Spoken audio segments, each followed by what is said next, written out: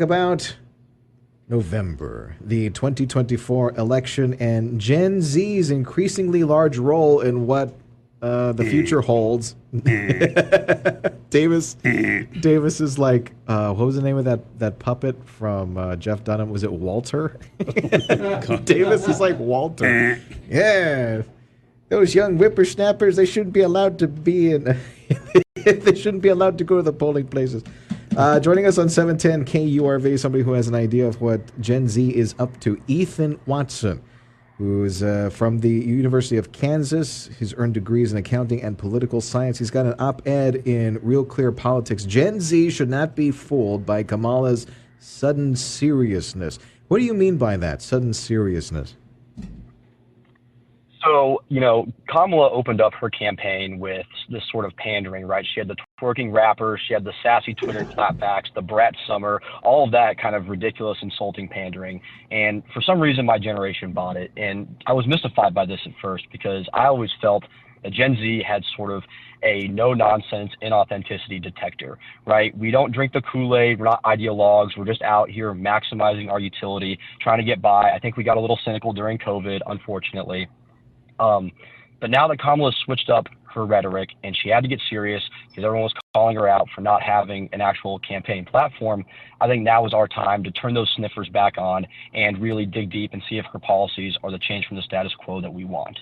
Are they turning on the BS detectors when she strays off the script? The few times that she does, she's been called out on it by at least the right-wing media, but I don't know if Gen Z is picking up on any of that. I think there was a recent interview that she had with, I forgot, it was like an ABC affiliate, I think. And she had used the same answer that she used at the debate over the economy question. I was like, what? Right. Well, unfortunately, I don't think my generation is picking up on it. I mean, you talk about Kamala using the same answer. She's using Joe Biden's policies ripped straight from his website on her campaign website as well. And the problem is she's done such a good job of papering over her policies with this milquetoast, inoffensive garbage, with the Megan Thee Stallion concerts that my generation, we don't see through it. And she talks like a politician of 2012, 2008. And it's sadly more palatable than what we've been getting, whether from the political correctness on the left or Donald Trump's hyperbolic, even though it's hilarious. It's refreshing because it feels like a return to normalcy. And I think my generation, we're just so fatigued by the political rhetoric of the last 8 years that we're buying into it. And I think it's a big con, honestly. I don't think that there's anything that inspires the good old-fashioned American imagery of Norman Rockwell than Megan Thee Stallion. I was going to say going body, oddy, oddy, oddy, which is the super nasty one she cut about a year ago. Yeah. Joining us on 710 KURV is Ethan Watson. He's from University of Kansas, got plenty of degrees, and we're talking about his op-ed in Real Clear Politics saying that Gen Z should not be fooled by Kamala's sudden seriousness. I got a baby boomer who's got a question for you, Ethan. His name is Davis Rankin. Go ahead.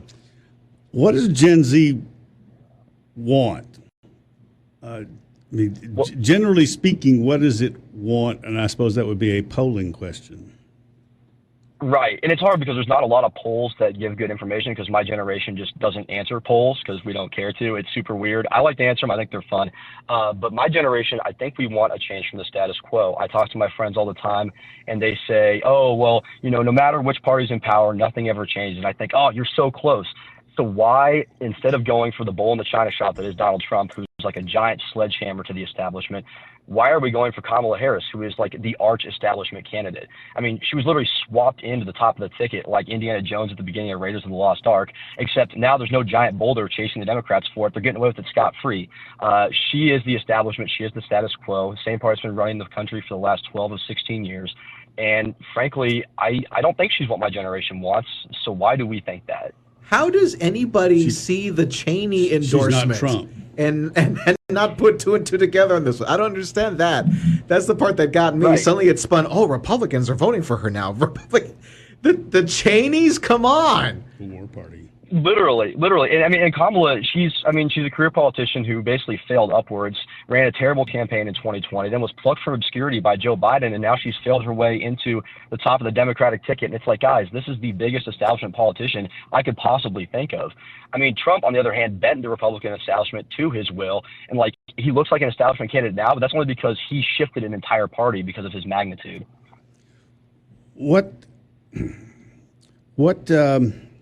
I had a question formulated and then it flew out of my impression of Gen Z or young people in general is that they're much more liberal or progressive, certainly than I am, but I think most people are. But so are they? And if so, then Kamala Harris is a natural, as is the Democratic Party. Right. Well, I mean, my generation, first of all, there's a saying, if you're not a liberal when you're young, you don't have a heart. And you're not a conservative when you're old, you don't have a brain. And I think that holds pretty true. My generation is, we're more like libertarian. I feel like we want you to stay out of our lives. When I talk to my friends, most of the time they're complaining about the taxes that are coming out of their paychecks, for example. Even on social issues where I lean a little bit more right, they're more about just don't tell me what I can do, which I can sympathize with that standpoint. I used to be like that myself.